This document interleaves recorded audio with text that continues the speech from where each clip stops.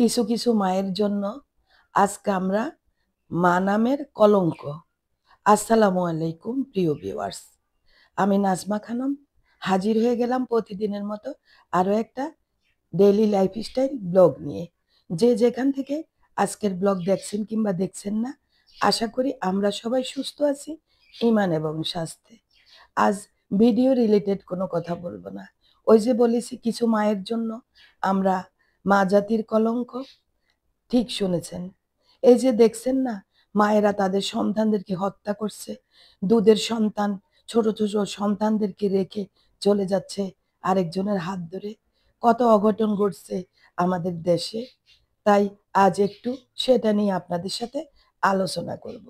তাহলে চলুন আমরা ফিরে দেখি আমাদের কোরআন হাদিসের দিকে, যেখানে আমাদের হাদিস কোরআনে লিখিত আছে যে মুসলিম উম্মার 6 জন মহিষী নারীর কথা কিয়ামত পর্যন্ত কোরআন হাদিসে যাদের কথা লেখা আছে, যাদেরকে অনুসরণ করার জন্য, মডেল রূপে গ্রহণ করার জন্য আল্লাহ এবং আল্লাহ রাসূল আমাদেরকে উপদেশ দিয়েছেন। একজন হচ্ছে ইব্রাহিম আলাইহিসসালামের বিবি হাজের আলাইহিসসালাম। ওনার কোরবানি দেখেন। হাজের আলাইহিসসালামকে যখন ইব্রাহিম আলাইহিসসালাম আল্লাহর হুকুমে এক মশক পানি আর কিছু খেজুর দিয়ে দুধের সন্তান সহ মরুভূমিতে ফেলে আসে, রেখে আসে, কি ছিল সেখানে? আর হাজের আলাইহিসসালাম তখন কার উপর ভরসা করেছেন? একমাত্র আল্লাহর উপরে ভরসা করেছেন। উনি এমন ভাবে আল্লাহর উপর ভরসা করেছেন, উনি ভাবছেন যে আমার আল্লাহ আমার সাথে আছে, সবকিছু আমার সাথে আছে, আমার সব ঠিক হয়ে যাবে। উনি কোরবানি করেছেন। উনি এক ফোঁটা পানির জন্য সাফা মারওয়াতে মরুভূমিতে দৌড়াইয়েছেন। এখন নাম হয়েছে সাফা মারওয়া। তখন ছিল মরুভূমির এই প্রান্ত আর ওই প্রান্ত। আর ওনার সে কোরবানি আল্লাহ পাকের এত বেশি পছন্দ হয়েছে, ওনার সন্তানের পায়ের আঘাতে জমজম কূপ সৃষ্টি করে দিয়েছেন। আর সেই জমজম কূপের পানি এখন সারা বিশ্বের মানুষের জন্য শেফা। দেখেন না, হাজিরা হজে গেলে যে সাফা মারোয়ায় 7 বার দৌড়াইতে হয়, এটা হচ্ছে আমাদের সেই হাজির আলাইহিসসালামের কোরবানি। এটা ছিল ওনার আল্লাহর উপর অগাধ বিশ্বাস। আমি সামান্য কিছু বললাম। এবার আসেন দ্বিতীয় মহিষী নারী আসিয়া আলাইহিসসালাম, আমাদের মূসা আলাইহিসসালামের পালক মাতা, যার স্বামী ছিল ফেরাউন। একদম সে নিজকে আল্লাহ বা খোদা দাবি করত। সেই ফেরাউনের ঘরে থেকে উনি মূসা আলাইহিসসালামকে যখন লালন পালন করে বড় করেন, উনি তখন মূসা আলাইহিসসালামের হাতে বাইয়াত নিয়ে ইসলাম ধর্ম গ্রহণ করেন। ওনার সাথে ইসলাম ধর্ম গ্রহণ করেছিলেন ওনার একজন দাসী। উনি হচ্ছেন যে আসিয়া আলাইহিসসালামের দাসী আর ফেরাউনের অর্থমন্ত্রীর বিবি, বউ। উনিও আসিয়া আলাইহিসসালামের সাথে মূসা আলাইহিসসালামের হাতে, মূসা নবীর হাতে বায়াত নিয়ে মুসলমান হয়েছেন। দেখেন ওনারা কত গোপনে এই ফেরাউনের ঘরে থেকেও আল্লাহর ইবাদত করেছেন, আল্লাহর উপর ভরসা করেছেন, নিজের জীবনটাকে আল্লাহর উপর সপর্দ করে দিয়েছেন। দেখেন কোনো একদিন ওনারা রাতে নামাজ পড়ছিলেন, ফেরাউনের কোনো লোক দেখে ফেলে, প্রকাশ হয়ে যায় যে ফেরাউনের বিবি আর অর্থমন্ত্রীর বিবি ওনারা অন্য আল্লাহকে ইবাদত করে, অন্য আল্লাহর বিশ্বাস করে। এই কথা শোনার পর ফেরাউন ধরে নিয়ে যায় ওনাদেরকে তার প্রাসাদে এবং তাদেরকে বলে যে তোমরা যা করেছো করেছো, শুধু একবার আমার পায়ে সেজদা দিয়ে বলো আমি আল্লাহ, আমি খোদা। কিন্তু আসিয়া আলাইহিসসালামের ইয়াকিন দেখেন কত মজবুত, ঈমান কত অটল। ওনারা দুইজনে বলেছে যে না, তুমি কিছুতে আল্লাহ হতে পারো না। আল্লাহ নিরাকার, তোমার আকার আছে। আমরা এক আল্লাহতে বিশ্বাসী, আল্লাহর ইবাদত করি। বলছে তোমাদেরকে কঠিন শাস্তি দিব। আসিয়া আলাইহিসসালাম আর হচ্ছে অর্থমন্ত্রীর বউ বলছে যত শাস্তিই দেন না কেন আমরা আল্লাহর উপর থেকে ঈমান হটাবো না। ওনাদের ঈমানের জোর দেখেন। আর অল্প খারাপ পরিস্থিতি বা অল্প পেরেশানিতে আমরা ঈমান হারা হয়ে যাই। আর ঈমান হারা হয়ে নিজের সন্তানকে হত্যা করি, সন্তানকে ফেলে রেখে চলে যাই, কত কিছু করতেছি। আর আমরাই তো সেই নারী, তাই না? আর ওনাদেরকে দেখেন, ওনাদের জীবনীগুলি পড়েন গো ভাই বোনেরা। বোনেরা গো, ওনাদের জীবনী পড়েন, পড়লে দেখবেন হতাশা কাকে বলে আপনার মাঝে আসবে না। এই যে আসিয়া আলাইহিসসালাম যখন অস্বীকার করলো, তখন ওনাদের শাস্তির জন্য ফুটন্ত গরম টকবকে তেলের উপর ওনাদেরকে ধরে বলেছিল যে তোমরা শুধু একবার আমাকে সিজদা করে বলো যে ফেরাউন আল্লাহ। ওনারা বলছে না। যখন অর্থমন্ত্রীর বউয়ের কোল থেকে ছোট বাচ্চাকে টকবগে উত্তপ্ত তেলের মধ্যে ছেড়ে দেয়, তখন উনি চিৎকার করে বলছিল যে আমার সন্তানকে এভাবে শাস্তি দিবেন না। কিন্তু উনি তাকিয়ে দেখে ওনার সন্তান এই টগবগে তেলের মধ্যে বসে হাসছে আর বলছে, মা এটা তো উত্তপ্ত তেল না, এটা হচ্ছে আল্লাহর দেওয়া বেহেশতের বাগান।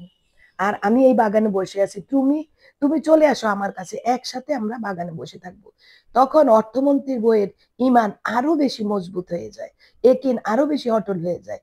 তখন তিনি বলছেন যে না, আল্লাহ একজন, তুমি কোনো আল্লাহ না। ওনাকেও ওই তেলের মধ্যে ফেলা হয়। তারপর আসিয়া আলাইহিস সালামকে ফেরাউন বলে যে তুমি তো আমার বিবি, তোমাকে আমি অনেক ভালোবাসি, তুমি বলো যে আমি আল্লাহ, সেজদা করো। আসিয়া আলাইহিস সালাম বলছে যে না, আমি তোমাকে সেজদা করব না, আমার আল্লাহ একজন, উনি নিরাকার। আমি আল্লাহর ইবাদত করেছি, আমি ঈমান এনেছি, আমি কখনো অস্বীকার করব না। আসিয়া আলাইহিস সালামকে ওই উত্তপ্ত তেলের মধ্যে ফেলে দেওয়া হয়েছে। আর জান্নাত ওনার সামনে এসে দুল খাচ্ছে, বলছে যে আসিয়া কিছুক্ষণের জন্য অপেক্ষা করো, চির শান্তিতে তুমি বসবাস করবে। আরো আছে আমাদের মোহাম্মদ সাল্লাল্লাহু আলাইহি সাল্লামের বিবি খাদিজা আলাইহিস সালাম, ওনার কত কোরবানি ছিল, ওনাদের জীবনী পড়েন। মোহাম্মদ সাল্লাল্লাহু আলাইহি সাল্লামের বিবি কুমারী বিবি আয়েশা আলাইহিস সালাম, মোহাম্মদ সাল্লাল্লাহু আলাইহি সাল্লামের মেয়ে ফাতেমা আলাইহিস সালাম, ওনাদের জীবনী দেখেন। আর আমাদের ঈসা নবীর আম্মা মারিয়াম আলাইহিস সালামের কথা দেখেন, কত সহ্য করেছেন কষ্ট নির্যাতন তার নিজ গোত্র নিজ জাতির কাছ থেকে। আমাদের নবীর বিবিরা কত কষ্ট সহ্য করেছেন, খেয়ে না খেয়ে, পেটে পাথর বেঁধে। ওনারা কি রাজপ্রাসাদে ছিল? ওনাদের কি কোনো অভাব ছিল না, কষ্ট ছিল না? তারপরও তো ওনারা আল্লাহর উপরে একিন আর বিশ্বাস নিয়ে জীবনটাকে কাটিয়ে দিয়েছে। আমরাও তো নারী, আমাদের শিক্ষা, আমাদের মডেল হচ্ছে ওনারা। প্রিয় বোনেরা, চলুন হতাশা না হয়ে আমরা নিজের আত্মহত্যা করে ফেলি, সন্তান হত্যা করে ফেলি, বিভিন্ন ধরনের অঘটন ঘটিয়ে ফেলি। আজ কেন বললাম জানেন? আপনারা তো আমারই বোন, আমাদের আশপাশ চারপাশে এগুলি দিন দিন বেড়েই যাচ্ছে। এর একটাই কারণ, আমরা ইসলাম থেকে অনেক দূরে সরে গিয়েছি। ইসলামে আসুন, এই মহিয়সী নারীদের জীবনীগুলো পড়ুন, দেখবেন আপনার জীবনটা অনেক সুন্দর হয়ে গিয়েছে। আপনি আমি অল্পতেই সন্তুষ্ট হয়ে গিয়েছি। প্রিয় বোনেরা, আমার কথায় আপনারা কষ্ট নেবেন না, কারণ আমি আপনাদেরকে ভালোবাসি। তাই আজকের এই ভিডিওর মাধ্যমেই আমি আপনাদের সাথে এই কথাগুলো শেয়ার করলাম। চলুন আমরা সবাই হতাশায় না ভুগে আমাদের যার যা আছে, যতটুকু আছে তা নিয়েই সন্তুষ্ট থাকি, আল্লাহর উপর বিশ্বাস করি। দুনিয়ার এই ক্ষণস্থায়ী অল্প কয়েকদিনের জিন্দিগি কোনো না কোনো রকমেই শেষ হয়ে যাবে। বোনেরা হয়তো বলবেন আপনার তো অনেক কিছু আছে তাই এই কথা বলছেন। না রে বোনেরা, দুনিয়ার এই জিনিস তুচ্ছ, এগুলির কোনো মূল্য নাই। এগুলো আপনাকে সুখ দিতে পারবে না, এগুলো আপনাকে শান্তি দিতে পারবে না।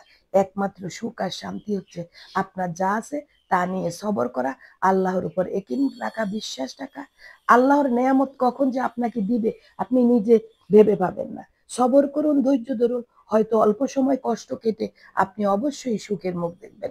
অবশ্যই আপনার প্রয়োজন আল্লাহ মিটিয়ে দিবে। দুনিয়াতে কারো প্রয়োজন আল্লাহ মিটানো ছাড়া রাখে না, হয়তো 2 দিন আগার 2 দিন পরে। তাই ভাই বোনেরা, ভাইদেরকেও বলছি, নবীদের জীবনী পড়ুন, সাহাবাদের জীবনী পড়ুন, ইমানদার ব্যক্তিদের জীবনী পড়ুন, অলি আল্লাহদের জীবনী দেখেন।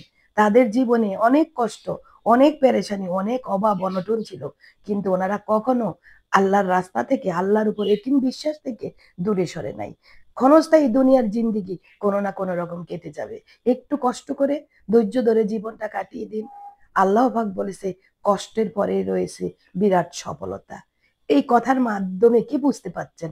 অবশ্যই যারা দুনিয়াতে সৎভাবে চলবে, কষ্ট করবে, অবশ্যই তাদের মৃত্যুর পর আল্লাহ পাক তাদের জন্য আখেরাতে অনেক বড় প্রতিদান রেখেছেন। অনন্ত অসীম কালের আখেরাত, আখেরাতের জিন্দিগি অনেক বড়, যেখানে মৃত্যু থাকবে না, সুখ আর সুখ। একটু ধৈর্য ধরুন। ভাই বোনেরা, আমার আজকের কথাগুলো বলার একটাই উদ্দেশ্য ছিল, সমাজের মধ্যে এখন যে কি অবস্থা, স্বামী স্ত্রী হত্যা করে, স্ত্রী স্বামী হত্যা করে, মা সন্তান হত্যা করে, বাবা সন্তান হত্যা করে, হত্যা খুন খারাপি রাহাজানিতে ভরে গিয়েছে। প্রিয় ভাই বোনেরা, একটু ধৈর্য ধরুন, একটু আল্লাহর পথে ফিরে আসুন, 5 ওয়াক্ত নামাজ পড়ে সেজদাতে গিয়ে রবের কাছে বলুন, আপনার সমস্যাগুলো একমাত্র আল্লাহই সমাধান করে দিতে পারবে। ভুল ত্রুটি হলে ক্ষমা সুন্দর দৃষ্টিতে দেখবেন। ভালো লাগলে শেয়ার করুন।